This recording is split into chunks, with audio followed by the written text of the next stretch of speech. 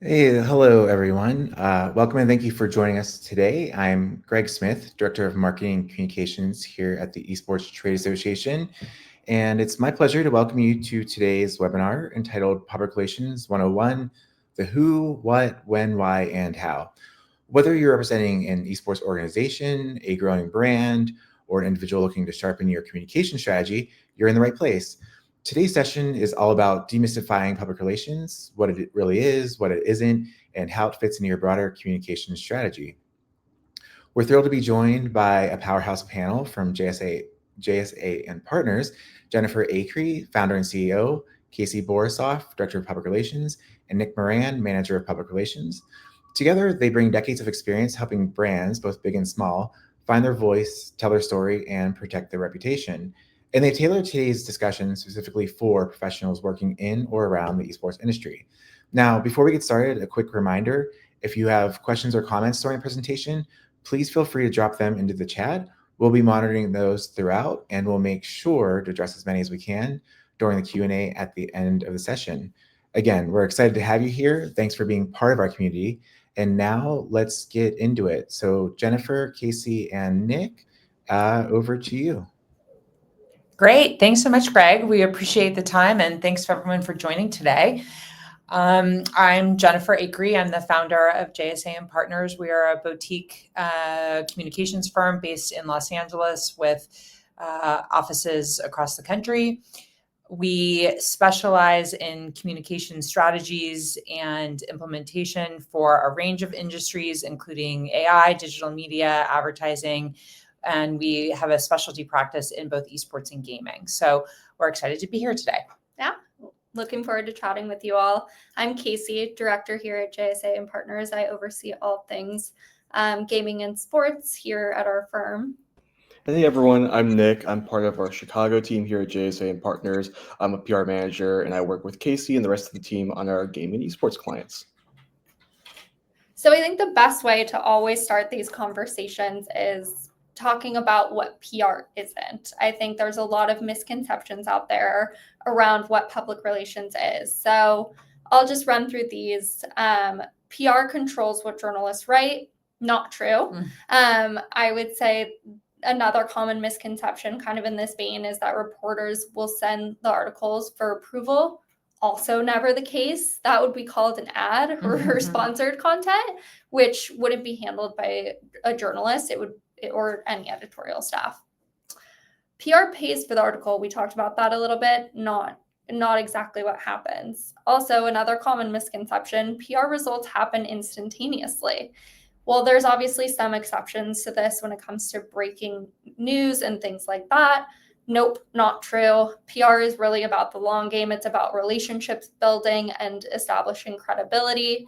You can't really just become a thought leader overnight or get a story and a big headline in the New York Times. We've had clients that have had immediate success early on. The focus of PR really is a marathon, not a sprint. It really takes a while to build that credibility. Another common misconception, PR translates directly to sales. Not always the case. Most growth marketers use last click attribution for sales tracking. I want to call out that publications don't often link to the companies, let alone the products that are in the story. Their goal is to really keep readers on their website, so they often link to another story or something along those lines. You'll see PR translate to sales more in gift guide examples. So while we've seen that work, PR is first and foremost a brand awareness driver and thought leadership play, and it's about how you amplify the coverage on your own channels. PR is just about media coverage. I would say PR is about so much more than that. We help also with earned and owned content too. So what shows up on the blog, on LinkedIn, on things like that, and helping to frame all of that. There's also thought leadership, so going to conferences, submitting for awards, and everything like that. And the biggest kind of misconception I come across is that PR is only for large companies. That's absolutely not true. Startups, individuals, PR can be for anybody, honestly. It's just a matter of using it in the right way. So then we talked a lot about what PR isn't. So what is PR? I'll kick it over to Jen Yeah. to chat about what it is. Yes. So PR provides the bridge between companies and the public.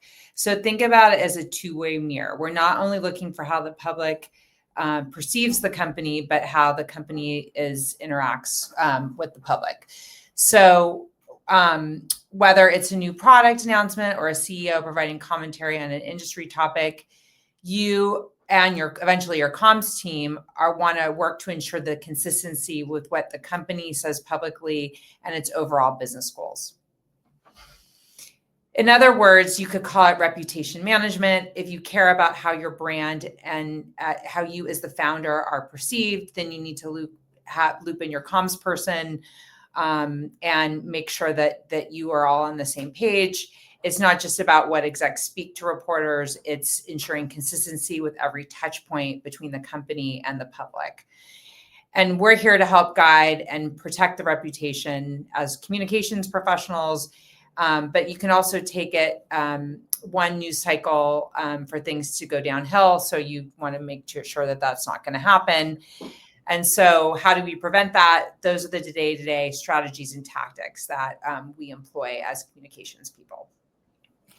So we have a pretty wide range of tools in our toolbox as public relations professionals. And I think the bread and butter of this and a great place to start are media relations, which typically refers to any activity that involves interacting with the press in some capacity. Now, that's pretty broad, but in today's era, I think it's important to know that at the core of this, strong relationships with reporters, or at least the willingness to build those relationships, is ultimately key here. And keeping that top of mind is going to kind of underpin a lot of the success you'll have across your media relations. We've asked reporters, anecdotally, and there's also studies on this, that they receive between 150 and 700 email pitches each and every day. The number could be as high as 1,000 based off of certain reports. That's a baffling amount of emails. If you had that in your inbox, you'd probably have a heart attack. I know I would. And I think that depending on what they're covering and the scopes, that number fluctuates pretty broadly. To make your story stand out amongst those thousands or hundreds of emails that they may be getting, I think it's really important to land on like really killer, strong messaging that's going to stand out amongst the crowd, but also ladders up to an overall company goal. That being a top priority when you're developing like a messaging platform broadly. Then allow your comms people, your PR teams, to disseminate that message across company announcements, press releases, pitches, blog posts, and more. And then, as a result, we'll land you in the news with the stories that you want to see. It's also important that under the media relationships umbrella to consider coverage tracking. It's super, super important to understand where you're being mentioned, not only just in the news broadly, but against your competitors, because that's obviously going to drive kind of some of your business relations. And the insights that you have that come from really sharp, insightful PR tracking can actually inform the narratives and the talk tracks that you tell in the long term. So speaking of owning a talk track, thought leadership is something that has become a bit of a buzzword nowadays, but is definitely a core part of PR and a huge part of our toolbox moving forward, toolkit moving forward. We aim to build thought leadership for a lot of our clients and the folks that we work with. And to distill it down kind of beyond the LinkedIn terminology here, thought leadership is essentially positioning executives and company spokespeople as go-to experts or authorities on the topics that matter most to them. This isn't the time to like jump on and shout from rooftops about your company, but rather to provide a really unique vantage point that cements your authority as an industry leader. So let's take an example from one of the clients that we work with, which is Exploding Kittens. It's a card and board game company, and their CEO Elon Lee, during his Masters of Scale and Tim Ferriss podcast. He's not jumping on that podcast saying, "Please, please buy my game." He's taking that opportunity to establish his thought leadership by saying how he's created his games, how he finds innovation at every corner. He's telling the secret sauce behind his strategy that only he can tell given his perspective and background, which will hopefully translate into interest, of course, in the company and his games, but not inherently. I think that's the real secret to thought leadership. The goal here is to be invited back for another interview. It's that you can consistently be recognized as, for your industry commentary, for conferences, bylines, op-eds, and more, using only the perspective that you have access to. Crisis comms, of course, is a key part of the work that we do. And one of the biggest keys to reputation management is how you show up in a crisis. There's a saying that reputation is gained in drops and lost in buckets. And in large part, especially in the game and esports space, I find that to be especially true. Well, obviously, we can't talk about the stuff that we've worked on based off of confidentiality and whatnot. The best examples of this playing out in public, in some cases, are celebrity drama. We think Justin Baldoni and Blake Lively dominating the news cycle this year have definitely been a really great case study on reputation and crisis comms. And when we deal with crisis or an issue, whether it be layoffs or product recalls or political issues, we're really aiming to manage the messaging and information coming from the company to protect the organization's reputation, not only in the immediate, but in the long term as well. Moving quickly internally here is really, really key, as is being in lockstep with the rest of your team and ensuring you have consistent internal and external messaging. So if you have something coming down the pipe, this is my heads up to founders and startup leaders right now. Give your comms team the heads up sooner rather than later. Don't wait to loop them in. And finally, well, how did marketing get on this this presentation? We're gonna step in and say, nope, probably shouldn't be here. And Jen, I'll let you talk a little bit about the relationship between PR and marketing. Yeah, exactly, Nick. To that point, PR does not equal marketing. They're very separate entities. They have different objectives, bring distinct benefits to the organization. Marketing's primary focus is on actively promoting and selling products and services. They're looking for direct ROI conversion and taking consumers down a marketing funnel, while as communications really on the crafting and maintaining a positive image for the organization or the brand within the media and the public's eye.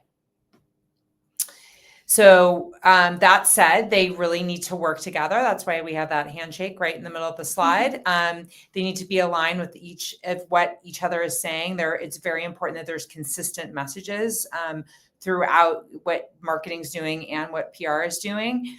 And we want to actually promote, PR can help promote what marketing is doing, and also marketing can help promote what PR is doing. So it definitely needs to be synergistic.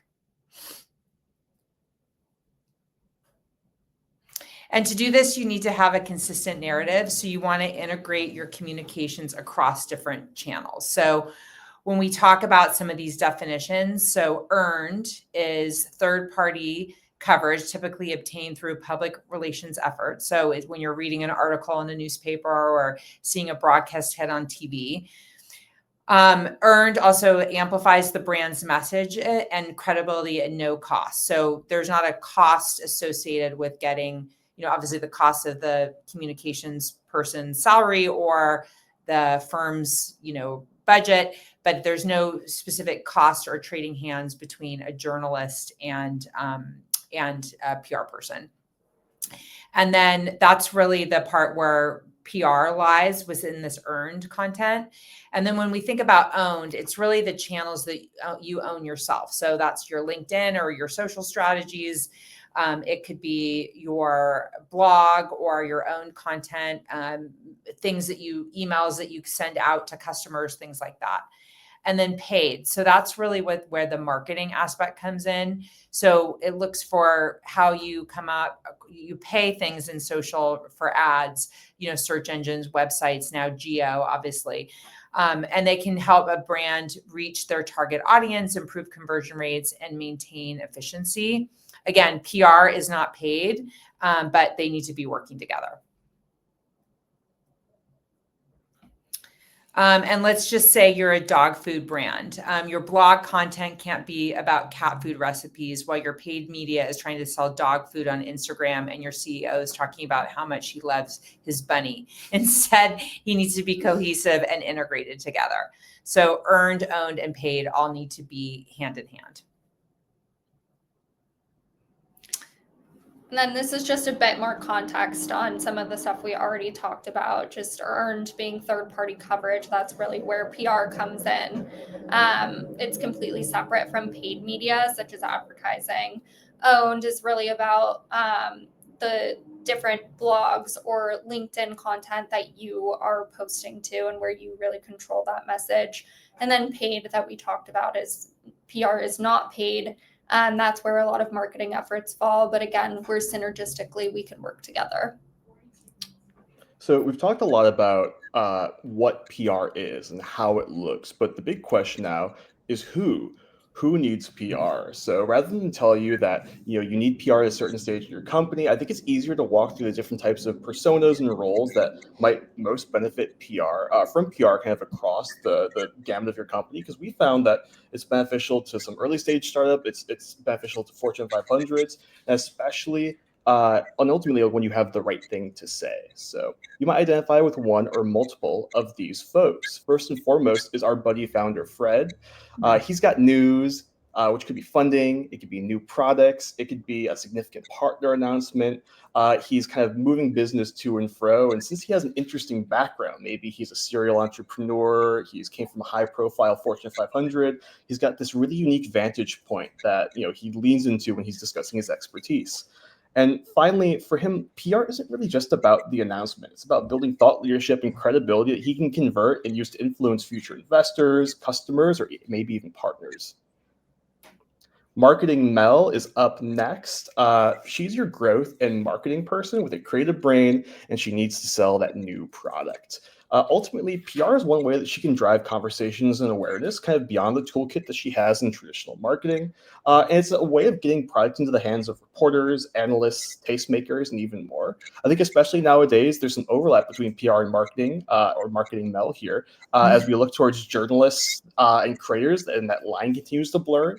Think of creators that are reporting news or journalists that have kind of social footprints. This is definitely one area that PR and Marketing Mel definitely get along.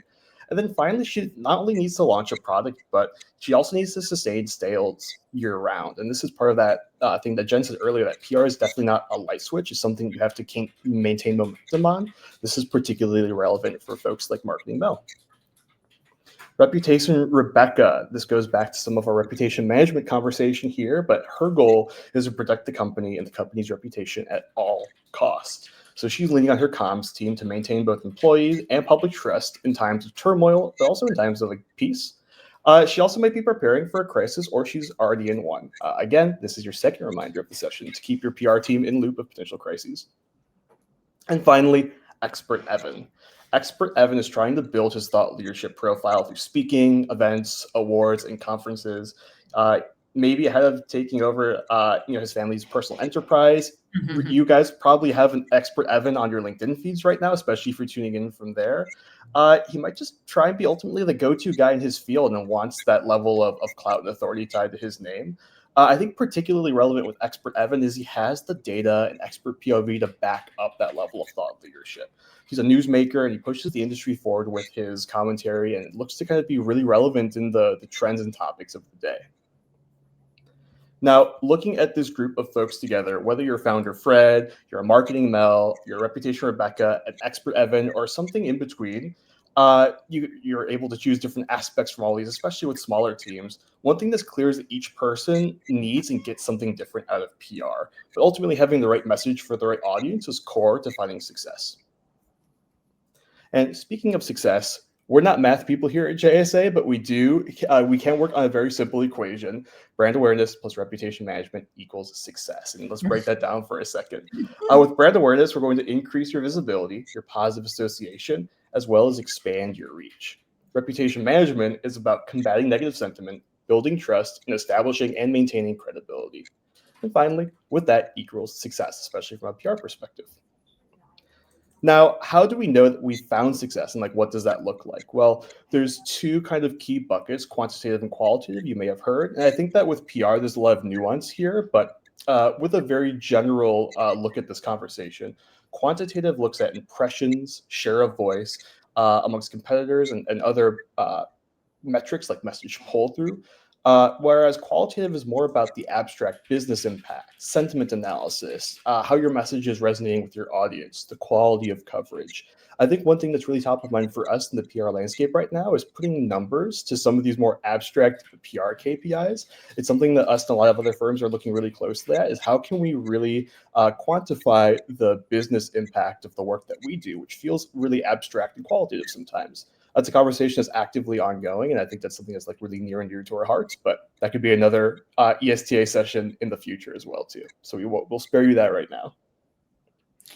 So let's take a quick look at now what a successful announcement can actually look like. I know we've talked a lot about different things in PR and kind of what these mean, but I think it's helpful to kind of break down what a particular announcement, a successful campaign can look like. So let's say this is an example of something we might do for a new product for a gaming company that's maybe looking to raise later this summer or wants to reach an investor audience. So we're going to go to the publications that the investors read. That could be TechCrunch, Axios, Fortune, and generally those newsletters are great places to get their eyes on. In our storytelling, we really want to emphasize things like, why is this team the right one to bring the product to market? What's their background? What is the technology? What is the differentiators of the technology? And why did they create it? And any investor wants to know product market fit. So we also need to demonstrate how they're already gaining traction with beta customers. To reach these goals, we really want to start outreach way early, at least a week and a half in advance, as Nick alluded to before. Reporters' inboxes are crowded. It's not an instant win. So we have to kind of build that narrative and think about it from a long-term play. Then we'll conduct interviews with the founder, right? Maybe do a product demo or something like that, depending on what it is. And it's especially important. This is especially important because we want to include a quote from that, or potentially an interview from a partner or previous investor or something like that as well. On the day of announcement, then, like, our work doesn't stop. It's really about then conducting day of outreach to a wider net of reporters, and seeing where those hits are in the TechCrunches, the Verges, the Axioses, Fortune newsletter, and so on and so forth, where investors are reading. And then, as Nick mentioned, we'll package that up, right, and talk about what was the success, break it down, post-mortem, like what could we do differently next time, and so on and so forth. But hopefully that gives you a little bit of a glimpse into what makes a successful announcement. Thanks, Casey. And with that, we have a lot of gaming and esports fans here in the audience. You've completed your tutorial, and now you're kind of off into the open world here. And we're going to hone in specifically on the world of gaming and esports for the latter half of this presentation, because as we understand, each industry has its own level of nuance that you need to adjust and accommodate for. PR isn't the same across every industry, and gaming and esports, we feel like, is a particularly unique space to operate communications in. Let's see what gaming and esports media looks like. Well, broadly speaking, 15,000 reporters were laid off last year across all scopes, but in particular, gaming and esports took a significant portion of that hit.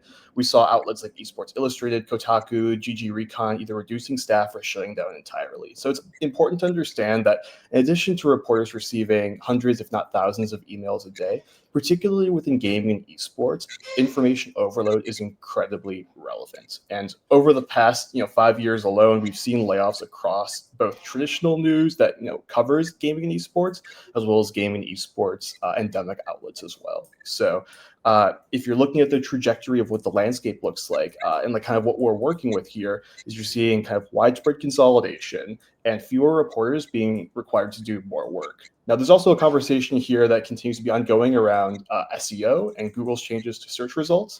With the rise of AI, there's less incentive to click on articles and stay on pages and outlets. And so there's a larger emphasis on things like, not to use the word clickbait, but opportunities for folks to click on an article and stay on that web page. That's really what reporters in gaming and esports in particular are looking for right now, as their kind of backs are against the wall under the pressure of these different SEO changes right now. Now, looking specifically at esports media, they are fundamentally different from games media.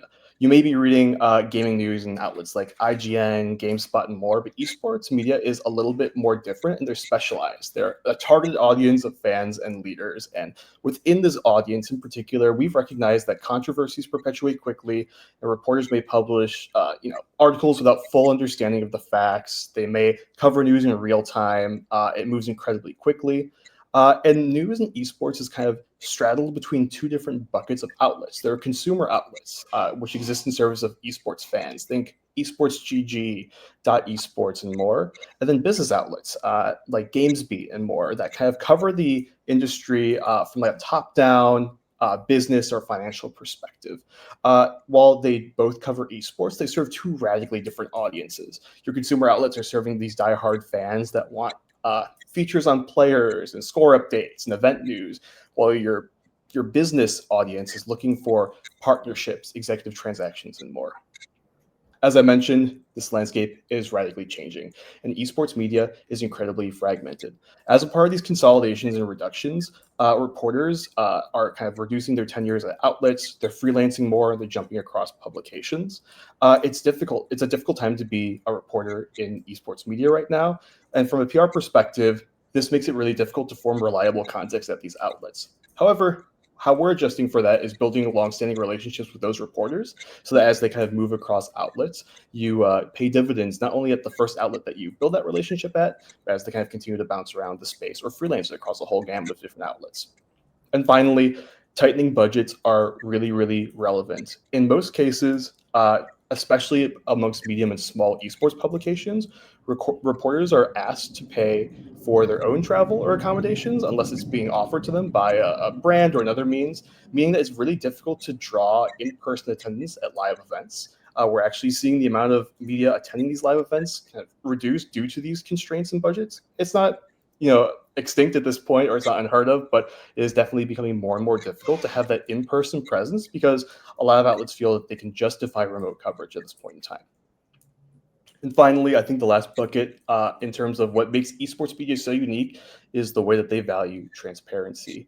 I think that this is especially because esports is still relatively a really young space, that reporters are often used to networking directly with esports organizations like coaches, players, sending Twitter DMs to break news and get the scoop on stories. Players and organizations aren't afraid to also, similarly vocalize their discontent with leagues or publishers on platforms like social media. There have definitely been times that, on stream or in comments or on social media that a player will speak out, especially because to, be very real with everyone, that we live in a space where you have a top competitor who's maybe 16 years old and media training isn't at the top of their priority. So keeping in mind that the space is volatile, but also it rewards coverage that favors players and exacerbates community conversations and criticism. We've seen in our work that a lot of commentary, especially during times of crisis, will put a spotlight on the voice raising the concern, community sentiment kind of pushing back against a certain concern, and that is in particular perpetuated in esports media compared to other types of media that we operate in. And finally, I think the last thing to keep in mind, especially if you're working with a brand or publisher, is that esports media generally, and this isn't the case all the time, but generally have a critical view of publishers and are not afraid to ask tough questions and hold them accountable.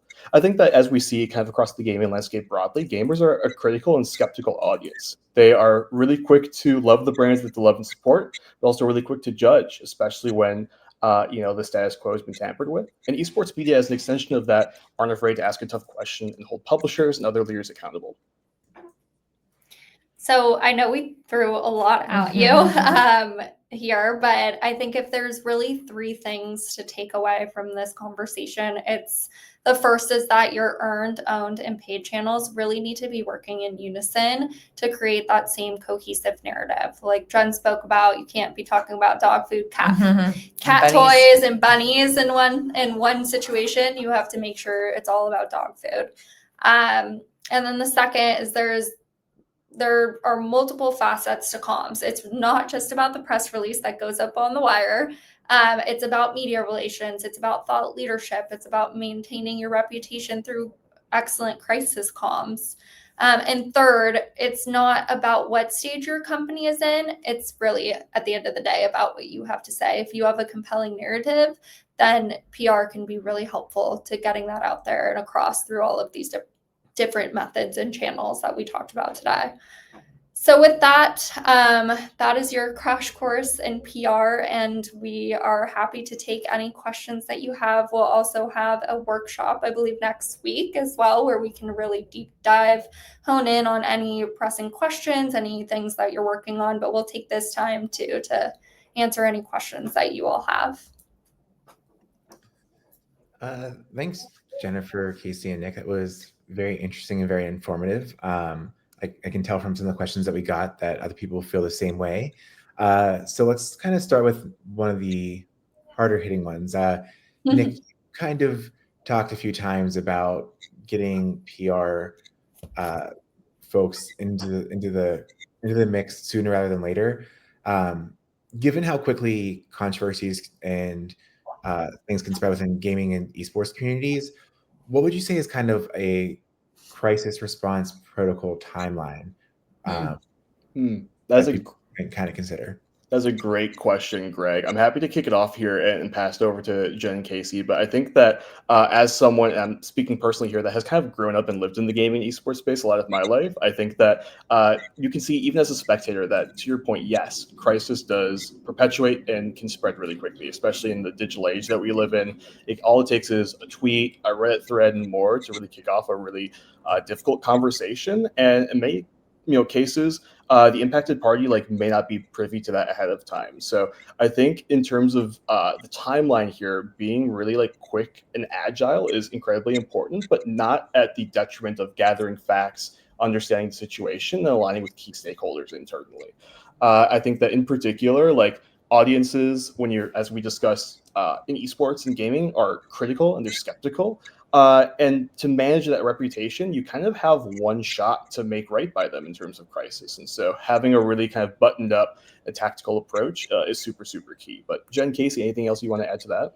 Yeah, I'd also add that it's what we do for a lot of clients, and especially in the, as Nick said, in the gaming and esports space, because there can be a lot of crises that just sort of pop up, is that you need a framework. So have a playbook, like a crisis playbook, so that it has the who, what, when, where, why, and who needs to be involved, kind of outline different scenarios, so that you have a playbook for when a crisis arrives. You're not completely starting from scratch. Obviously, every situation is going to be a little different. So it's not like you can have the messaging completely done ahead of time, but whatever facet of the esports industry you're in, you probably can anticipate some of the things that might happen. So if you can get almost halfway or 3/4 of the way done, or at least know what players need to be involved, and have everyone's cell phone or Discord or whatever ready to go, that can get you really get a head start when something goes down. Yeah, and I think the important thing to remember here too is that not all crises necessarily rise to the level of a response, right? Great point. I think that you have to really and that's where Nick talked about, gather the facts and think about kind of the context of what your company will typically speak to or not, and have those kind of boundaries set in place. And then you can evaluate, is this something that warrants our attention? Is this something that, maybe it doesn't, or something like that. So that's another great thing to align on with your comms team in advance, so you know how you want to proceed right off the bat. And that helps with being quick as well. And then monitoring the situation too. Yeah. Sometimes, we will wait and watch to see how the sentiment evolves. Is it just, a thing on X and then it quickly goes away and gets buried, or, where is it something that continually keeps coming up that that you need to address? Nice.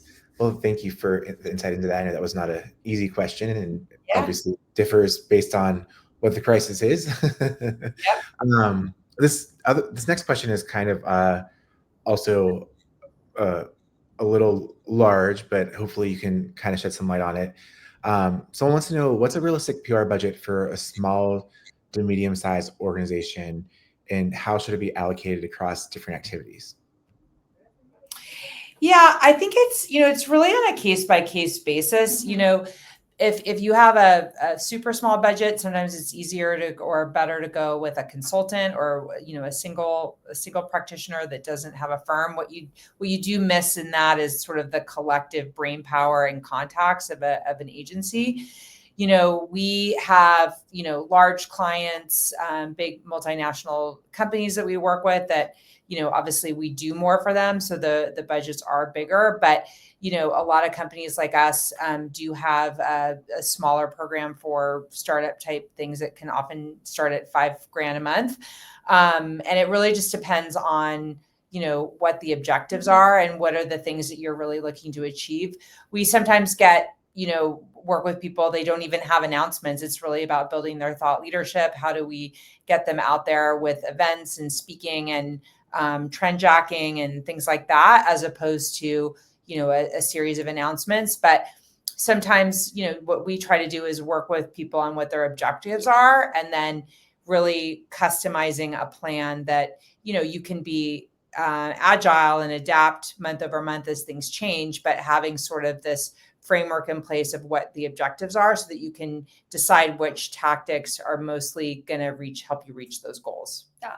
I would say that's the kind of key to this, really, is aligning with your business objectives and making sure you're working with a partner that's in tune with those, because those are fluid, those change, and, might differ as the company kind of finds its positioning in the market and so on and so forth. So I think working with a firm that's adaptable and can adjust based on what those are is really important to look for, and making sure that they're a strategic partner when it comes to that. Cool. This next question actually kind of dovetails off of what you just mentioned, Jennifer. But somebody wants to know, how do you determine the right PR timing for your organization? Should they wait until they have major news, or should they start building those relationships early?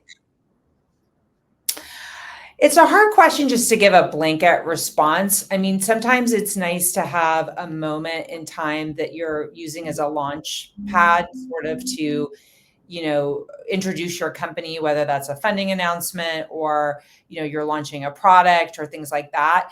I think hopefully when you're working with PR people, they're, honest and smart enough to tell you sort of when the right time is and can give you that advice. We're also here if people have questions, we're happy to individually answer. And I think we're going to, in that workshop next week, be able to address some of those specific questions. But it is nice to have news if you have it as a way to, and it sort of, an excuse to introduce the company to select journalists. Yeah. And I think to that point, like we talked about before, PR isn't really something you can just turn on. So I do think it's important to engage an agency ahead, a month or two ahead of when you're trying to announce something, because I think for us, the most important thing is laying a really strong foundation.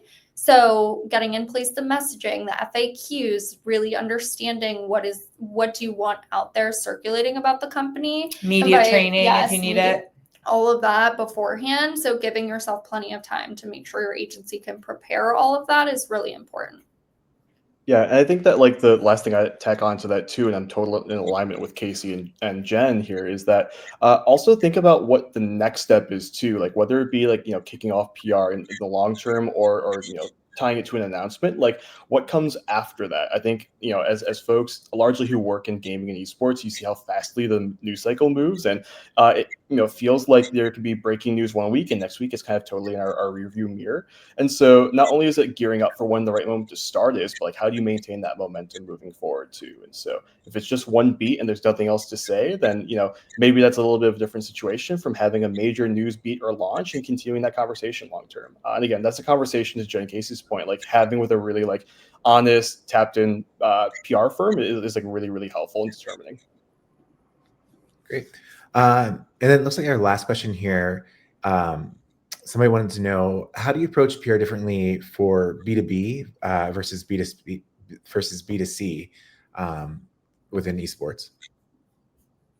Want to take one? Yeah, that's a great question. I think it's two very different approaches, right? When you're looking at B2B, again, I think it's one of these is hard to answer with kind of a blanket question, but I think if you're trying to reach partners, right, it's looking at the advertising publications, whether that's Marketing Dive, Adweek, Ad Age, and those sorts of publications, that's one thing. And you're speaking to a very different audience, obviously, than you would as a consumer, right? Where you're trying to drive maybe viewership or engagement with your game, or drive downloads for a new product or software that you're launching, and so on and so forth. And, for that one, deciding, are you really looking to reach a general consumer audience? Are you looking for the BuzzFeeds of the world and that sort of persona? Or are you trying to reach a really specific targeted audience of hardcore gamers? Maybe you look at the brands. esports GGs. Yeah. So it's hard. Again, that's one that's hard to answer with a blanket statement. And it comes down to really just aligning on those strategic objectives and figuring out like what's right for your brand, right? And we often have multiple audiences. So you True. might be trying to reach consumers with one part of your product, but you're trying to reach, brands or advertisers, in a different part. So it doesn't also have to be mutually exclusive. Great. Well, thank you for all your time today, for sharing your insights.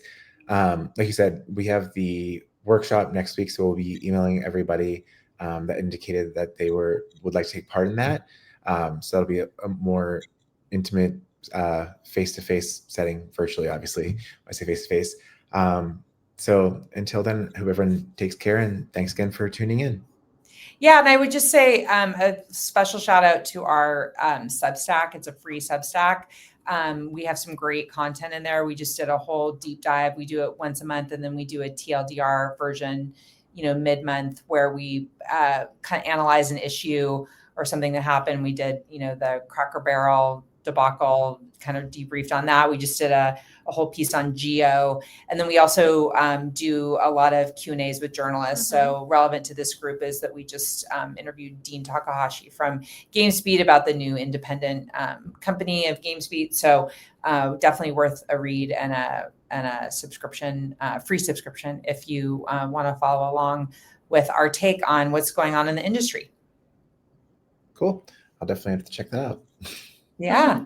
Cool. Thanks for having us, Greg. Yeah, thanks so much. Thanks, everyone. Thanks for this informative webinar. Have a nice day.